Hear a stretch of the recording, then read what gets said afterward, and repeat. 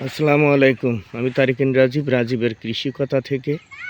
আজকে খুব ইম্পর্টেন্ট একটা বিষয় নিয়ে কথা বলবো। সেটা অনেকেই ফোন দেয় আমার কাছে যে আসলে বাণিজ্যিক বাগানে কখন সেচ দেব আর কখন দেব না।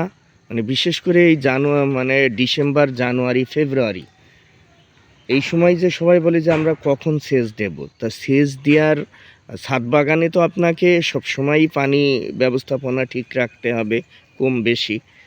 তা না হলে গাছ মারা যেতে পারে। আর বাণিজ্যিক বাগানে, মাঠ বাগানে যখন দেখবেন যে ফুল এইভাবে শাখা থেকে বেরোতে শুরু করছে, বাঁট থেকে বেরোতে শুরু করছে, এই দেখেন, এই অবস্থায় অবশ্যই আপনার গাছকে সেচ দিতে হবে। সেটা মাঠ বাগানে তো অবশ্যই দিতে হবে, আর ছাদ বাগানে তো আমরা সবসময় দিয়ে থাকি।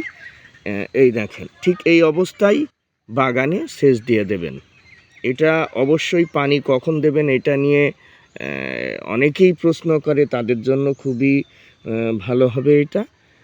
এই ফেব্রুয়ারিতেই, আজকে ফেব্রুয়ারির ৩ তারিখ, তা ধরে নেওয়া যায় ফেব্রুয়ারি মাসে কমলাতেও ফুল আসছে, কিন্তু মালটাতে আগে চলে আসে, কমলাতে হয়তো কিছুদিন দেরি হবে।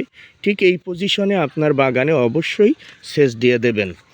আর এই যে কমলা, এইটাও আমার একটা ম্যান্ডারিন, এইটাও এই যে বাঁট কেবলই ফাটতে শুরু করছে, এই যে ফুলের দেখা মেলছে এই অবস্থা। এটা কিন্তু ম্যান্ডারিন বা কমলার একটা জাত।